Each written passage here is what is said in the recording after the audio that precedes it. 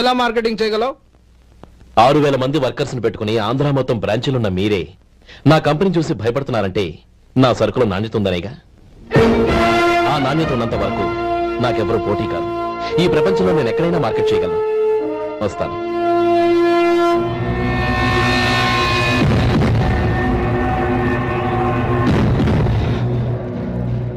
ఇక్కడ ఏం లేదండి. ఇక్కడ ఏం లేదండి.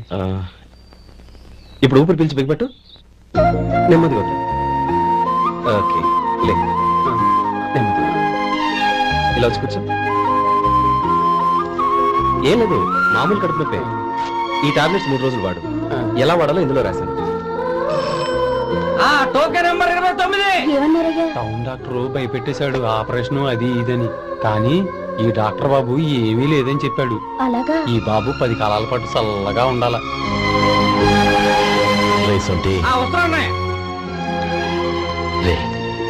భగవంతుడి దయ వల్ల తమ్ముడు హస్తవాసి మంచిదని అప్పుడే పేరొచ్చిందిరా. తమ్ముడిని దగ్గరుండి జాగ్రత్తగా చూసుకో. పని హడావుల్లో పడి వేళకి భోంచేయడము. అబ్బే అదే లేదన్నయ్య. 1 గంట గల పేషెంట్ కట్టు, భోజనం పెట్టు. అది అలా జాగ్రత్తగా చూసుకో. నేను చూసుకుంటాను కదన్నయ్య, నువ్వు వెళ్ళు.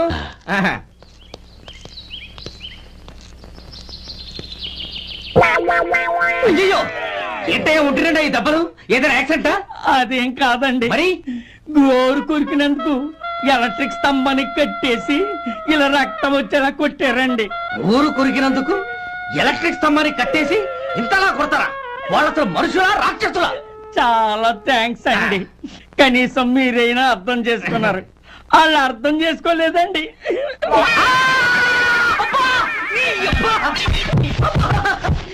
గోరు కొరకడం అంటే ఇదా? నిన్ను కొట్టడం కాదురా, నిలువురా నరికేయాలి. సెప్టిక్ అవుతుందో ఏమిటో. మన 2 ఊర్ల పొలిమేరలో ఉన్న ఈ మల్లికార్జున స్వామి వారి దేవాలయం జీర్ణదశలో ఉందన్న విషయం మీ అందరికీ తెలుసు. ఇన్నాళ్ళు మీ ఊరు వాళ్ళు పట్టించుకుంటారని మా ఊరి వాళ్ళు, మా ఊరి వాళ్ళు పట్టించుకుంటారని మీ ఊరి వాళ్ళు దీన్ని ఇలా వదిలేశారు. ఈ గుడి మీ ఊరికి ఎంత ముఖ్యమో మా ఊరికి అంతే ముఖ్యం. కాబట్టి మన ఇరు గ్రామ ప్రజలు కలిసి దాన్ని బాగు చేయించి కుంభాభిషేకం చేయించాలనే సదుద్దేశంతో ఒక కమిటీని ఏర్పాటు చేశాం. ఈ కమిటీలో 2 గ్రామాలకు సంబంధించిన ప్రముఖులు ఉన్నారు. కమిటీ ప్రెసిడెంట్ గా ఎవరిని ఎన్నుకోవాలనే విషయంలో శ్రీ గోపాలరావు గారి పేరు, శ్రీ లక్ష్మీపతి గారి పేరు పరిశీలనలోకి వచ్చాయి. అందువలన మేమందరం బాగా ఆలోచించి తర్జన భర్జనలు చేసిన మీదట శ్రీ గోపాలరావు గారే అన్ని విధాలా ప్రెసిడెంట్ పదవికి అర్హులని ఈ కమిటీ నిర్ణయించడం జరిగింది. అంచేత ఈ ఉభయ గ్రామ ప్రజలు శ్రీ గోపాలరావు గారికి ఉదారంగా విరాళాలు అందజేసి ఈ శుభకార్యాన్ని జయప్రదం చేయవలసిందిగా కోరుతున్నాం. ఏంటి ఇంకా రాలేదా? ఏంటయ్యా టైం 10 అవుతోంది, బోర్డు మీద 10 గంటలను రాసింది. మీ డాక్టర్ ఇంకా రాలేదు. అసలు మీ డాక్టర్ కి టైం సెన్స్, పంక్చువాలిటీ ఏమైనా ఉన్నాయా? ఇంతకీ మీరెవరండి? నేను డాక్టర్ అమ్మని. ఓహో, మీరు డాక్టరేనా? డాక్టర్ అంటే డాక్టర్ని కాదయ్యా, డాక్టర్ని చేసుకోబోయేదానని అర్థం. అవును, నువ్వెవరు? నేను ఇక్కడ టోకన్ ఇస్తూ ఉంటానులేండి. తప్పుకోవయ్యా. అవును, నీ డాక్టర్ కి ఎవరో అన్నయ్య ఉన్నాడంట కదా, ఎలాంటోడు? ఎలాంటోడంటే అదేనయ్యా, చాలా కోపిస్తని విన్నాను. ఎందుకని అడుగుతున్నారు? ఎందుకంటా వెంటయ్యా, ఆ అన్నయ్య మాట వినగానే నీ డాక్టర్ గడగడా ఉణిగిపోతాడు. అసలు డాక్టర్ చదివే తమ్ముణ్ణి అలా భయపెట్టచ్చా? తప్పు కదా? తప్పేనండి. కాని కాని నాకు మీ డాక్టర్ కి పెళ్ళవని ఆ అన్నయ్య సంగతి అప్పుడు చెప్తాను. ఏం చేస్తానండి? ఏం చేస్తానా, సంవత్సరం తిరగకుండానే కవల పిల్లల్ని కని వాళ్ళ అన్నయ్య చేతిలో పెడతాను. వాళ్ళకి 5 సంవత్సరాలు వచ్చేసరికి ఆయన్ని బాగా మొట్టికెళ్ళేస్తారు. అలా నా కసి తెచ్చుకుంటాను. ఈ డాక్టర్ ఎప్పుడు వస్తాడో ఏంటో. అది సర్లే కాని నువ్వు పని చేయి. మీ డాక్టర్ రాగానే నేను వచ్చి వెళ్ళానని చెప్పు. నేను అంటే ఓ, నా పేరు చెప్పలేదు కదా, నందిని. ఏం చెప్తావు? అదేనండి, నందిని గారు వచ్చి వెళ్ళారు అని చెప్తాను. గుడ్, పైకొస్తావు.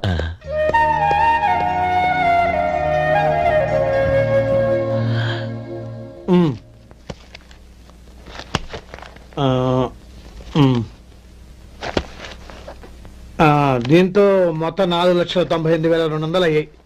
పోతే నువ్వు ఇచ్చినంత ఇవ్వలేకపోయినా ఈ దైవకార్యానికి నా వంతు చందా 1800. దీంతో మొత్తం 5 లక్షలు పూర్తి. సరేరా, నేను ఈ డబ్బు తీసుకుని పట్నం వెళ్ళి బ్యాంక్ లో వేసి వస్తాను. అలాగే, నేను నీతో వద్దాం అనుకున్నాను రా, అనుకోకుండా సాయంత్రం ఇన్స్పెక్షన్ వచ్చింది. పర్వాలేదులే, వెళ్ళొస్తాను.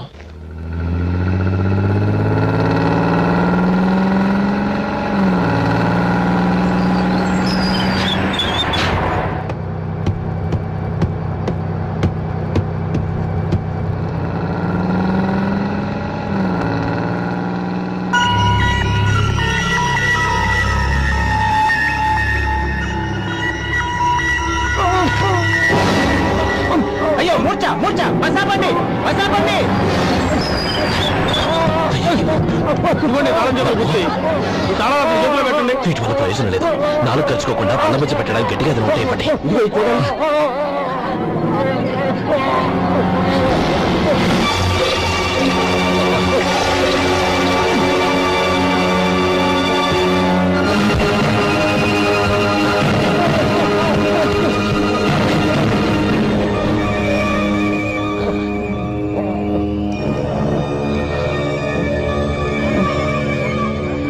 మీరు వెళ్ళి మీ సీట్లో కూర్చోండి, కొంచెం గాలాండి ఇవ్వండి.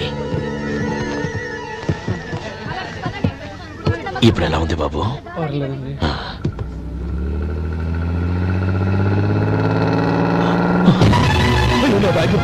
నా బ్యాగ్ ఎవరైనా చూసారా?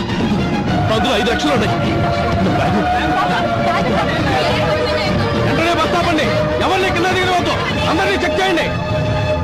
నా అంచనా తప్పు కాలేదు. వాడి మంచితనమే వాడిని దెబ్బకొట్టి మన వాళ్ళని పంపించి గుడి తాలూకు డబ్బు కొట్టేశాడని పోలీస్ కంప్లైంట్ ఇవ్వండి. ఇప్పుడు ఆ స్టేషన్లో ఎస్ఐ వాడి తమ్ముడే. వాడే వెళ్ళి వాడి అన్నయ్యని అరెస్ట్ చేసి వీధుల్లో నడిపించుకు తీసుకురావాలి. అది నేను కళ్ళారా చూడాలి, మనసారా సంతోషించాలి.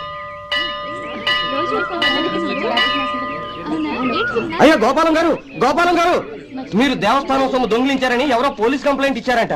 మిమ్మల్ని అరెస్ట్ చేయడానికి మీ తమ్ముడు గారు వస్తున్నారు.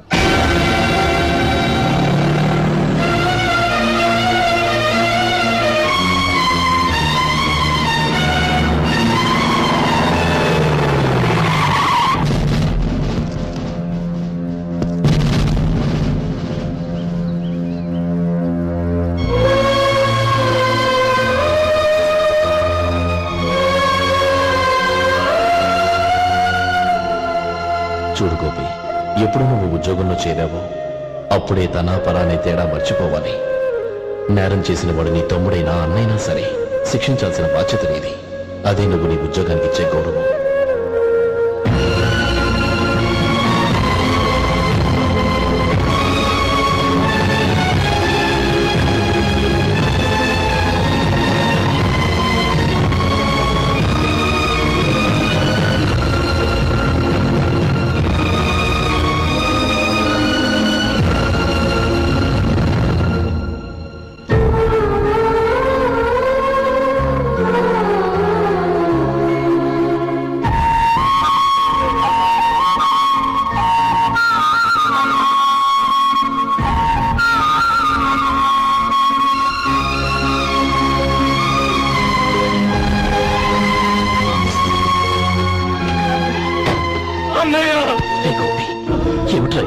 నన్ను క్షమించన్నయ్య.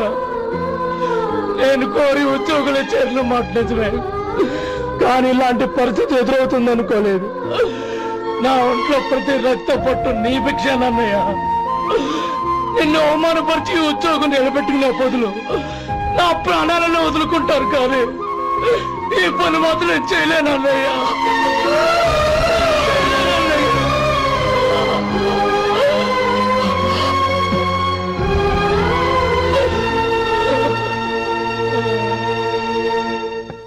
ఏరా, ఇన్నేళ్లు కష్టపడి సంపాదించిన ఉద్యోగానికి రాజీనామా చేస్తావా?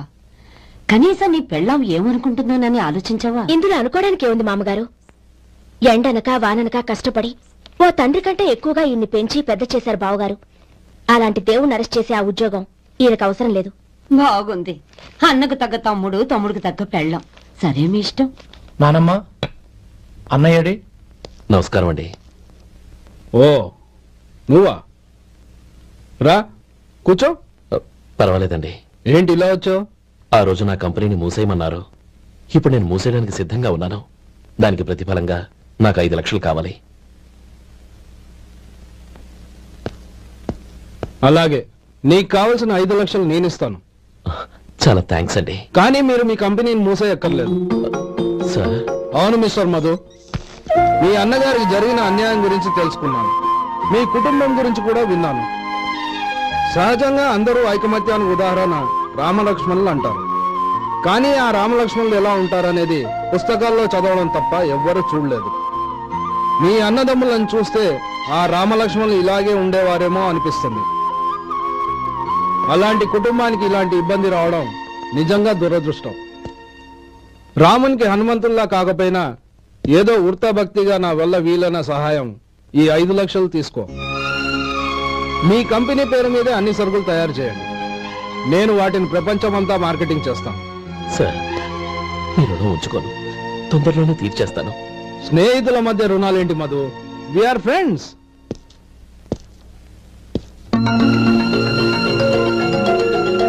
ఏంటో అక్కడ ఆగిపోయావు? రా. నువ్వు మీ అన్నయ్యని అరెస్ట్ చేయడానికి అట్టెళ్ళావు, ఆయన లొంగిపోవడానికి ఇటు వచ్చారు. అవును, యూనిఫామ్ చేత్తో పట్టుకొచ్చావేంటి? సార్, నేను రే, ఈ మాత్రం దానికే బెదిరిపోయి ఉద్యోగం వదులుకుంటావా? నువ్వు ఇలాంటివి ఎన్నో సమర్థవంతంగా ఎదుర్కోవాలి. నిన్ను నేను ఎస్పీగా చూడాలి. అది కాదన్నయ్య. ఇంకేం మాట్లాడకు.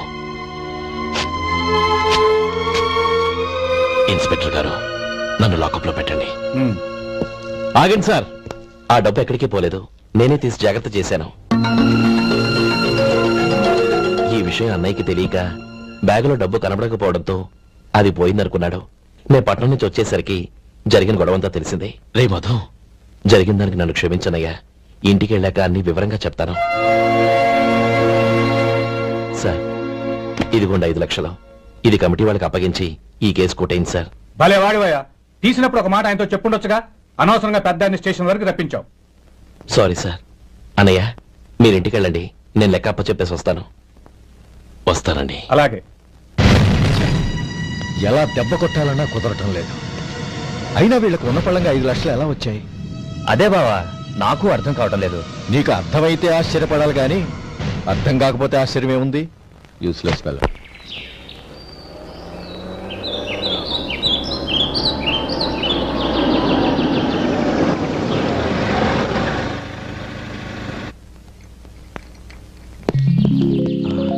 నువ్వు ఇక్కడే ఉండు, అన్నయ్య మూడు ఎలా ఉందో చూసి నేను లోపలికి తీసుకెళ్తాను. ఓకే? అలాగే.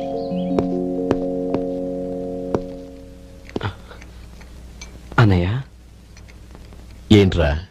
నేను చాలా రోజుల నుంచి నీకు విషయం చెప్తున్నాను, గుర్తుందా? ఏ విషయం? అదే అన్నయ్య, నేను ఓ అమ్మాయిని లవ్. ఓహో, లవ్ చేస్తున్నావా? ఆ విషయం నువ్వు నాకెప్పుడు చెప్పావురా? ఊళ్ళో అందరూ అనుకుంటుంటే నేను విన్నాను. సారీ అన్నయ్య, నీకు చాన్నాళ్ళుగా చెప్పాలనుకుంటున్నాను కదా, అందువల్ల చెప్పేశానేమో అనుకున్నాను. ఓహో, ఆ అమ్మాయి వచ్చిందన్నయ్య, బయట నిలబడి ఉంది. బయట నిలబెట్టడం ఏమిట్రా? లోపలికి తీసుకురా. అలాగే అన్నయ్య. ఏయ్, అన్నయ్య మంచి మూడ్లో ఉన్నాడు, రా. కమ్.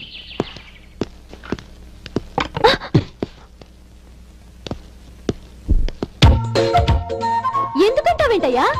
ఆ అన్నయ్య మాట వినగానే మీ డాక్టర్ గడగడ వణికిపోతాడు. అసలు డాక్టర్ చదివే తమ్ముడిని అలా భయపెట్టచ్చా? తప్పు కదా? తప్పేనండి. నమస్కారం. అదేంట్రా, మనిషో పక్కనుంటే నమస్కారం ఇంకో పక్కన ఉంది? అది మర్యాద అన్నయ్య, మర్యాద. ఆహా, అవును, నీ పేరేంటమ్మా? నందిని. ఆ, నందిని. నందిని అన్నయ్య. ఏ, ఆ ముక్కతను చెప్పలేదా? పెద్దలంటే మహాగౌరవం అన్నయ్య, మేమిద్దరు ఇంత క్లోజ్ ఫ్రెండ్స్ కదా, ఆయన నాతో కూడా ఎక్కువ మాట్లాడదు. ఓహో, కదా? నాకు మీ డాక్టర్కి పెళ్ళవని, అప్పుడు అన్నయ్య సంగతి చెప్తాను. ఏం చేస్తానండి? ఏం చేస్తానా? సంవత్సరం తిరగకుండానే కవల పిల్లల్ని కని వాళ్ళ అన్నయ్య చేతిలో పెడతాను. వాళ్ళకి 5 సంవత్సరాలు వచ్చేసరికి ఆయన్ని బాగా ముట్టిగలేస్తారు. అవును, అమ్మాయి మోహం చూడకుండా నిర్ణయం తీసుకోనరా? తలెత్తు. ఏం చెప్తా? అదేనండి, నందిని గారు వచ్చి వెళ్ళారని చెప్తాను. గుడ్, పైకొస్తావు. ఈయన మీ అన్నయ్య? అవును. నందిని, ఏమైంది? ఎందుకు ఏడుస్తున్నావ్? ఈయన మీ అన్నయ్యని తెలియక తెలియక హాస్పిటల్ దగ్గర మర్యాద లేకుండా దురుసుగా మాట్లాడాను. ఆయన ఈ పెళ్లి తప్పుకోరు. ఊరుకో, అలాంటి చిన్న చిన్న విషయాల్ని మా అన్నయ్య పట్టించుకోడు. అయినా నేను కన్విన్స్ చేస్తాను కదా. ఆయనకంత అవమానం జరిగాక ఎందుకు కన్విన్స్ అవుతారు? చూడు, నువ్వు వేరే పెళ్లి చేసుకొని నీకు పుట్టబోయే బిడ్డకు నా పేరు పెట్టుకో. ఏంటమ్మా? నేనే నుయ్యగుయ్యో చూసుకుంటాను. అదిగో ఆ చూపు చూడు, ఆ చూపు ఒకలా ఉంది. నందిని, నా మాట విను ప్లీజ్. నందిని, శేఖర్, ఆ అమ్మాయి చెప్పింది నిజమే. తనని ఎప్పుడైతే హాస్పిటల్ దగ్గర చూశానో అప్పుడే నేను నిర్ణయానికి వచ్చేసాను. విన్నావా నేను చెప్పానుగా, ఆయన ఆల్రెడీ ఓ నిర్ణయానికి వచ్చేసారట. ఇక నేను వెళ్తాను. అలాగే వెళ్ళి ఈసారి వచ్చేటప్పుడు మీ అమ్మా నాన్నల్ని తీసుకురా. ముహూర్తాలు ఎప్పుడు పెట్టుకోవాలో నిర్ణయించుకుంటాం. అర్థం కాలేదా? నువ్వే మా వాడికి సరైన చోటి. అదే నేను తీసుకున్న నిర్ణయం. బావగారు, నన్ను ఆశీర్వదించండి. లేమా, శీఘ్రమేవ కళ్యాణ ప్రాప్తి రస్తు.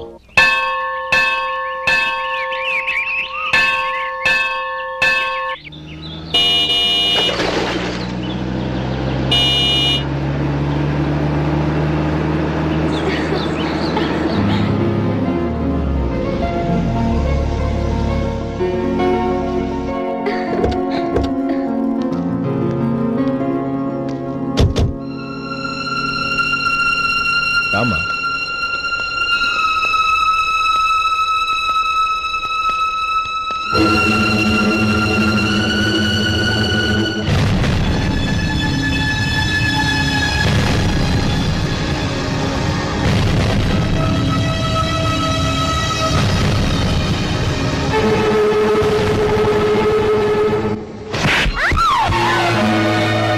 నా పరువు తీసావు కదే.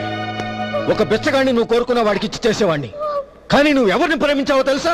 ఎవడి నీడ సోకితే పంచమహాపాతకాలు అంటుకుంటాయనుకుంటున్నానో వాడి తమ్ముణ్ణి. ఆ రోజు ఆ గోపాలం గాడు నిశ్చితార్థం వరకు వచ్చి నా చెల్లెల్ని చేసుకొని వెళ్ళిపోయాడు. ఆ ఆవేశంలో తొందరపడి ఓ పొరుగురు వాడికి నా చెల్లెల్ని ఇచ్చి పెళ్లి చేశాను. ఆ తర్వాత తెలిసింది వాడికి అంతకుముందే పెళ్లి అయిపోయిందని. వాడు పెళ్ళైన వాడైనా పర్వాలేదు, పరమ దుర్మార్గుడు. ఇంకొకరిని ప్రేమించిన దానివేక అని దెప్పి పొడుస్తూ నా చెల్లెలికి మాటలతోనే నరకం చూపించాడు.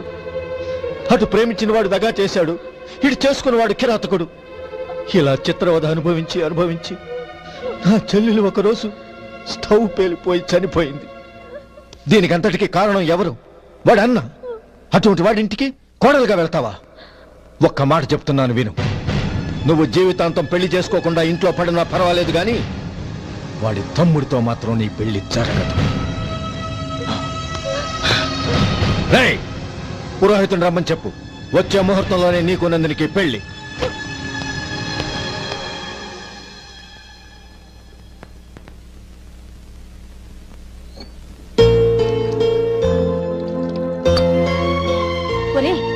అదేంట్రా, ఒక ముద్దైనా తినకుండా చేయగడిగేశావు? నాకు ఆకలి కాలేదు నానమ్మ.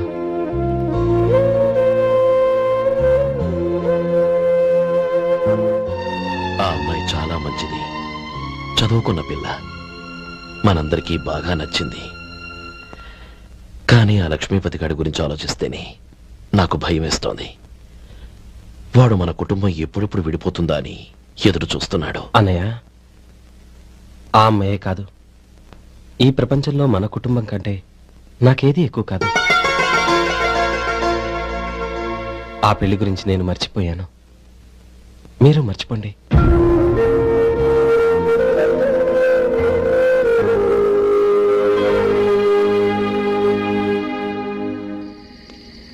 శేఖర్, నువ్వా? ఏంటి ఈ టైంలో వచ్చావు? నీతో ఓ విషయం మాట్లాడాలి. ఒకసారి బయటకు వస్తావా?